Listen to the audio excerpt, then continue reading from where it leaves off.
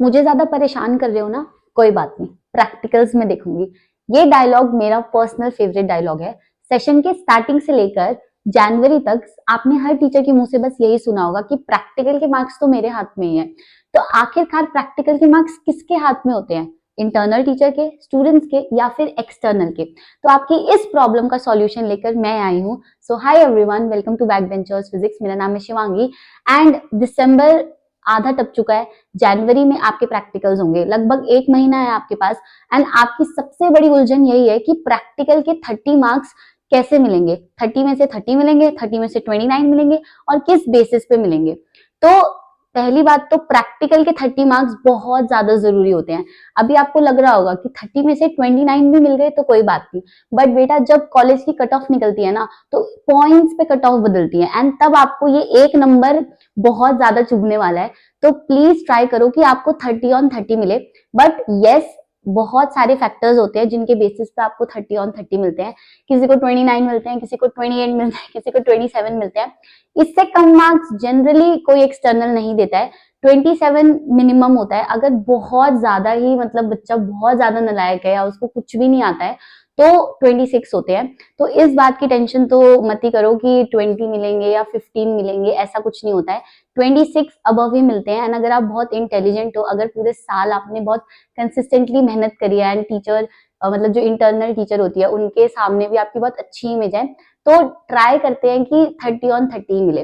But बहुत सारे factors होते हैं, सिर्फ आपकी मतलब through out the year performance matter नहीं करती, उस दिन भी आप कैसे परफॉर्म कर रहे हो ये भी मैटर करता है।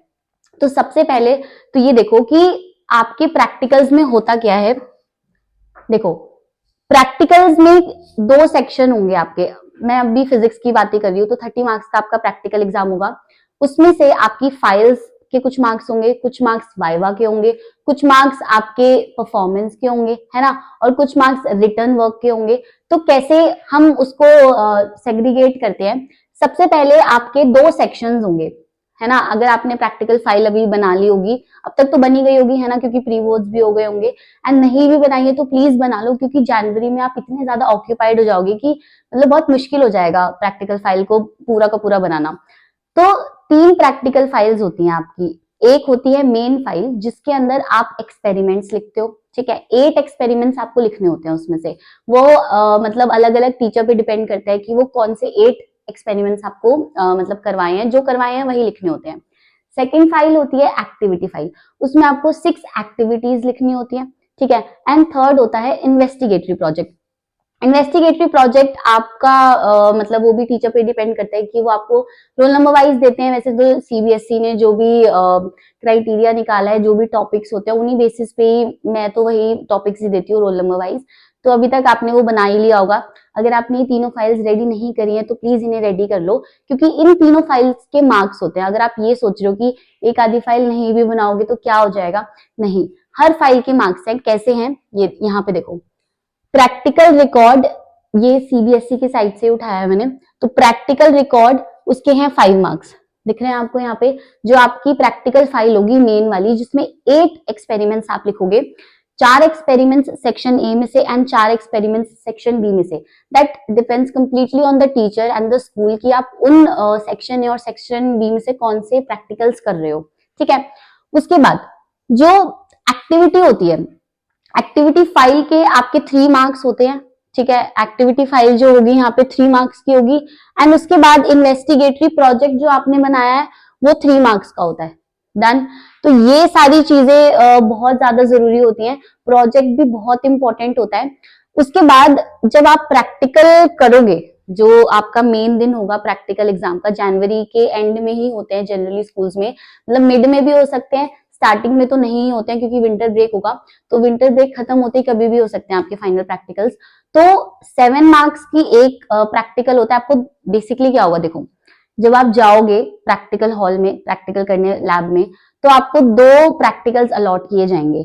एंड वो कैसे अलॉट होगा ये तो आपके टीचर पे डिपेंड करता है। कई टीचर्स चिट उठवाते हैं कि, है ना, उसमें रैंडम नंबर्स लिखे होते हैं कि कौन सा प्रैक्टिकल करना है। कई टीचर्स आपको वर्बली बता देंगे कि ये वाला प्रैक्टिकल करना है, ये वाला प्रैक्टिकल करना है। तो आपको 2 प्रैक्टिकल्स मिलेंगे। एक प्रैक्टिकल आपको सेक्शन ए में से मिलेगा, सेक्शन ए में कुछ प्रैक्टिकल्स होते हैं जो हमारे फर्स्ट टर्म से रिलेटेड होते हैं, जैसे इलेक्ट्रिकल जो सारा प्रैक्टिकल होता है वो सेक्शन ए में होता है, एंड सेक्शन बी में आपके सेकंड पार्ट जो सेकंड बुक है उसके प्रैक्टिकल्स होते हैं, जैसे ऑप्टिकल इंस्ट्रूमेंट्स हो गए, ये सारे प्रैक्टिकल्स आपके सेकंड वाले सेक्शन में होते हैं, पीएन जंक्शन डायोड, प्रिज्म वाला कह लो। तो आपको दो सेक्शंस में से कोई दो प्रैक्टिकल्स मिलेंगे, ठीक है, एक प्रैक्टिकल 7 मार्क्स का होगा, दूसरा प्रैक्टिकल 7 मार्क्स का होगा। आपको पहले उस शीट में अपनी जो आपकी आंसर शीट मिलेगी उसमें आपको सब कुछ लिखना है, aim, apparatus required and diagram बनाना है, ऑब्जर्वेशन टेबल, तो आपको वो अलॉट कर दिए जाएंगे सबसे पहले। अगर आपने उस शीट में कुछ भी मिस किया तो वो 7 मार्क्स में से कट हो जाएगा। मतलब वो शीट मेंटेन करना बहुत ज्यादा जरूरी है, उसमें सब चीज बिल्कुल परफेक्ट होनी चाहिए, टेबल परफेक्ट होनी चाहिए, रिजल्ट परफेक्ट आना चाहिए, एसआई यूनिट लिखी होनी चाहिए।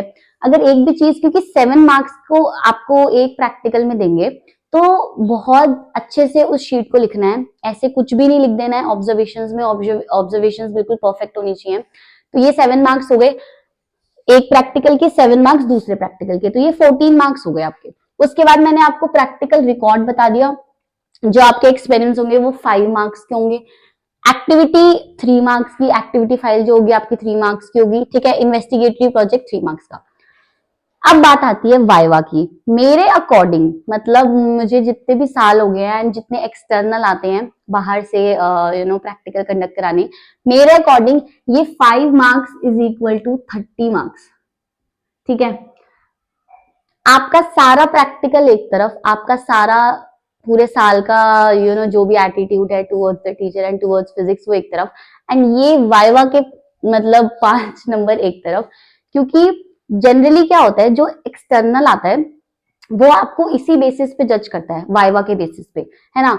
सबसे पहले देखो, अगर एक्सटर्नल बहुत अच्छे होंगे तो वो आपको चॉइस देंगे कि आप अपने चैप्टर्स बताओ कि आपने कौन से चैप्टर्स पढ़े हैं, एंड उसमें से पूछेंगे। तो मतलब मैं तो यही बोलूंगी कि 2-3 चैप्टर्स तो आप बहुत अच्छे से प्रिपेयर करके जाना, जिसमें वो जो एक्सटर्नल है वो आपसे कुछ भी पूछे, इतने हार्ड क्वेश्चंस भी नहीं पूछते, मतलब बट बेसिक भी पूछते हैं, बट उस टाइम पे ना बहुत ज्यादा नर्वस होते हो। तो मतलब अगर मैं एज एन इंटरनल मैं उनके साथ में बैठी होती हूँ एक्सटर्नल के, तो जब वो क्वेश्चंस पूछ रहे होते हैं बच्चों से, तो मतलब मेरी भी हार्ट बीट बहुत तेज हो गई होती है कि भाई बस करो, है ना, बच्चा बहुत नर्वस हो रहा है, तुम्हें दिख नहीं रहा है क्या।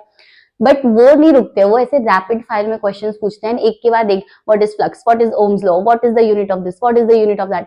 तो बहुत पैनिक हो जाते हो, है ना, एंड आंसर नहीं कर पाते। तो अगर उन्होंने आपको चॉइस दे दी कि आप अपने चैप्टर्स बताओ एंड अपने चैप्टर्स में से आप मतलब हम पूछेंगे, तो बहुत आसान हो गया। बट कई एक्सटर्नल ऐसे होते हैं जो थोड़े से स्ट्रिक्ट होते हैं, जो पूरी फिजिक्स, देखो अगर मैं एज एन एक्सटर्नल जाऊंगी किसी स्कूल में, तो मुझे पता है कि भाई बच्चे का बोर्ड अगले महीने है एंड बच्चे ने प्री बोर्ड दे दिया है ना, तो प्री बोर्ड अगर दे दिया है तो उसको पूरा का पूरा सिलेबस आता होगा। आपको नहीं आता वो अलग बात है, बट मेरी थिंकिंग तो यही होगी ना कि उसको पूरा सिलेबस आता होगा। तो कुछ भी पूछ सकते हैं, आपके प्रैक्टिकल से रिलेटेड भी पूछ सकते हैं कि आपने प्रैक्टिकल में क्या किया है, एंड अगर उनका मन नहीं है प्रैक्टिकल में से पूछने का, तो आपसे जनरल फिजिक्स के क्वेश्चंस पूछने लग जाएंगे। तो बहुत ज्यादा जरूरी होता है कि आप अपना बेसिक क्लियर करो। अगर आपको प्रैक्टिकल की इतनी नॉलेज नहीं भी है, बट अगर आपने वाइवा में बहुत अच्छा अटेम्प्ट किया, क्योंकि वाइवा के 5 मार्क्स अभी मैंने आपको बोला इज इक्वल टू प्रैक्टिकल के 30 मार्क्स। कई एक्सटर्नल्स इतने ज्यादा स्ट्रिक्ट होते हैं कि मतलब 2 एक्सटर्नल्स मेरे साथ ऐसा हुआ है, मेरा पर्सनल एक्सपीरियंस मैं आपको बताती हूँ। 2 एक्सटर्नल्स इतने स्ट्रिक्ट आए थे कि लिटरली हाथ जुड़वाने पे आ जाते हैं वो कि प्लीज नंबर दे दो, एंड दे सेड कि नहीं मैं नंबर नहीं दूंगा इस बच्चे को, क्योंकि इन्होंने वाइवा में मुझे कुछ नहीं सुनाया। And I was like, but he is a very bright child, आप उसको नंबर दे दो, मे बी वो अभी वाइवा में नर्वस हो गया हो बट वो करेगा। तो बट वो नंबर नहीं देते हैं क्योंकि बच्चे ने वाइवा में कुछ भी नहीं बोला। तो वाइवा बहुत बहुत बहुत ज्यादा इंपॉर्टेंट होता है।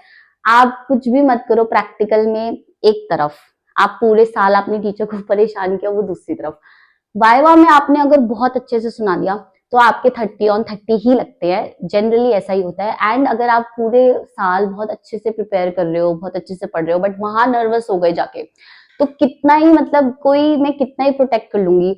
मैं ये भी मतलब बोला है मैंने कि सर इसने प्री बोर्ड में बहुत अच्छा स्कोर किया है, बट क्या प्रूफ है मेरे पास कि वो बच्चा बहुत ब्राइट है ना। अब मैं एज अ टीचर अगर मेरी क्लास में 30 स्टूडेंट्स है, मैं तो सबको ही चाहूंगी कि सबको ही 30 मिले, मैं क्यों किसी के एक भी नंबर काटना चाहूंगी। बट कई एक्सटर्नल्स ही इतने स्ट्रिक्ट होते हैं कि वो नहीं देते हैं नंबर, वो अड़ जाते हैं कि नहीं इसके तो इसको नहीं देंगे, इसको 29 ही देंगे एंड 28 ही देंगे। एंड सच बताऊं तो वो 29 एंड 28 जो ये 1-2 मार्क्स का मार्जिन होता है, ये भी बहुत ज्यादा लगता है, क्योंकि 1-2 मार्क्स से ही कट ऑफ इतनी ज्यादा चेंज हो जाती है ना। तो प्लीज अपने ये जो रिकॉर्ड्स हैं, जो फाइल्स बनानी है आपको, ये तो आप मेंटेन करो ही करो, है ना। ये प्रैक्टिकल्स 7 और 7 मार्क्स के ये भी आपको अच्छे से आने चाहिए। तो जब आपका प्रैक्टिकल डेट डिसाइड हो जाएगी तो आपको एक हफ्ते पहले तो बता ही दिया जाएगा। तो आपको बस एक चीज करनी है, आपको you have to go through all the practicals. आप एक बार सेक्शन वाइज पढ़ लेना कि आपको कौन से प्रैक्टिकल्स कराए हैं। यूट्यूब पे आप उनकी वीडियोस देख लेना, बहुत आसान आसान प्रैक्टिकल्स होते हैं, ऐसे मतलब इतने मुश्किल नहीं होते हैं। थोड़ी रीडिंग्स निकालना मुश्किल होता है, बट उनको उनके कनेक्शंस वगैरह सब बहुत आसान होते हैं।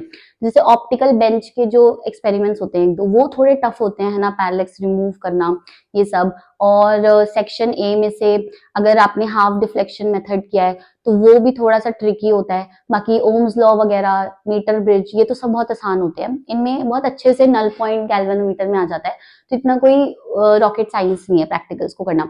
बट हाँ, आपको लर्न होना चाहिए, अभी से ही लर्न करना स्टार्ट कर दो। हर प्रैक्टिकल का अपैरेटस रिक्वायर्ड, उनका डायग्राम, क्योंकि मीटर ब्रिज का डायग्राम थोड़ा टफ होता है। ऑप्टिकल बेंचेस का अगर आपको डायग्राम बनाना है तो वो अभी से लर्न करना स्टार्ट कर दो। एंड सबसे इंपॉर्टेंट, प्लीज वाइवा के लिए पढ़ना स्टार्ट कर दो, क्योंकि अगर आपने वाइवा में परफॉर्म नहीं किया तो इंटरनल या एक्सटर्नल या भगवान कोई नहीं बचा सकते आपको नंबर नहीं मिलेंगे, है ना। यही उल्टा है कि अगर आपने वाइवा में कर लिया तो आपको मार्क्स मिल जाएंगे। तो यही है। एंड उसके बाद जैसे ये सेक्शन ए है, ये सेक्शन ए है, इसमें 4-5 प्रैक्टिकल्स हैं, है ना। सबसे पहला तो यही है ओम्स लॉ वाला, उसके बाद मीटर ब्रिज, फिर मीटर ब्रिज सीरीज पैरेलल। तो मैंने तो यहाँ से ये 4 प्रैक्टिकल्स उठाए हैं। इसके बाद मैंने हाफ डिफ्लेक्शन लिया। उसके बाद सेक्शन बी है यहाँ पे, सेक्शन बी, इसमें से भी मैंने कॉनकेव मिरर, कॉन्वेक्स मिरर, उसके बाद प्रिज्म वाला, है ना, और एक होता है पीएन जंक्शन डायोड। तो ये 8 प्रैक्टिकल्स मैंने कराए हैं, आपको भी ऐसे मिलते जुलते ही कराए होंगे।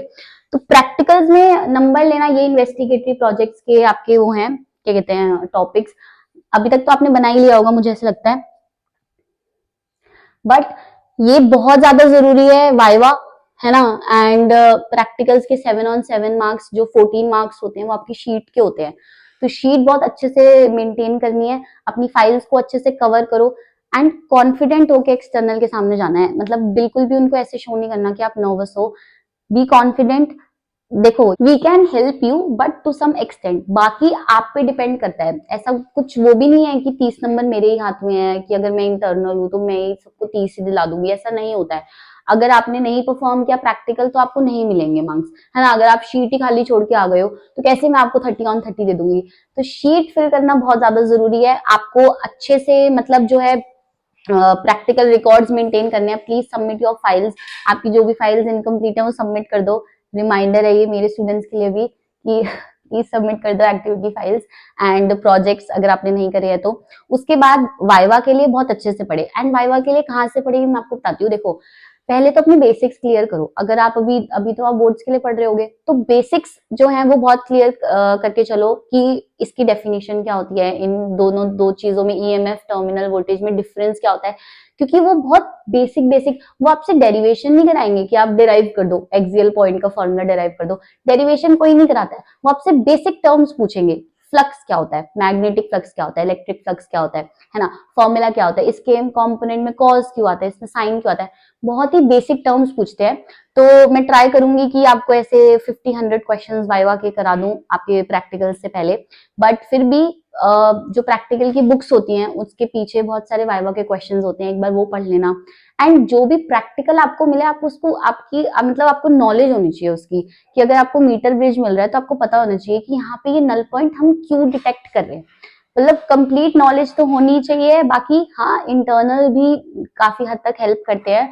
अगर आप बहुत ही ब्राइट चाइल्ड हो एंड आप नर्वस हो गए वाइवा में तो कोई बात नहीं, मतलब थोड़ा तो चलता ही है कि नंबर मिल जाते हैं। ट्राई करते हैं कि सबको 30 on 30 मिले, बट सबको नहीं मिल पाते हैं। कुछ को 26, 27, 26 तो बहुत ही मतलब लोएस्ट है कि बिल्कुल ही अगर आपने कुछ भी नहीं बोला है तो 26 मिलेंगे, वरना 29, 28 तक ट्राई करते हैं कि मतलब लिस्ट 28 तक बंद हो जाए, उससे नीचे ना जाए।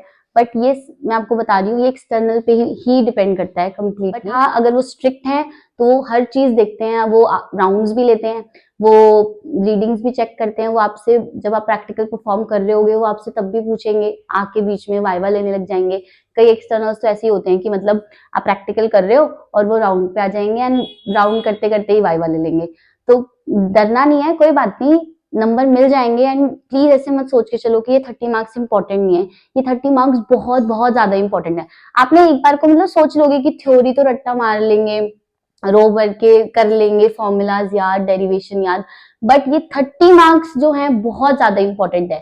फ्री के नंबर तो नहीं बोलूंगी मैं इसको कि ये फ्री के हैं, बट हाँ अगर आप थोड़ी सी भी मेहनत करोगे तो आपका बहुत अच्छा रिजल्ट आ जाएगा एंड बहुत ज्यादा इंपॉर्टेंट है। तो प्लीज फाइल्स कंप्लीट करो, वाइवा के लिए अभी से पढ़ना स्टार्ट कर दो, अभी 1 महीना है आपके प्रैक्टिकल एग्जाम्स में। And all the best and stay tuned. And अगर आपको वीडियो पसंद आया तो please like, share and subscribe. Thank you.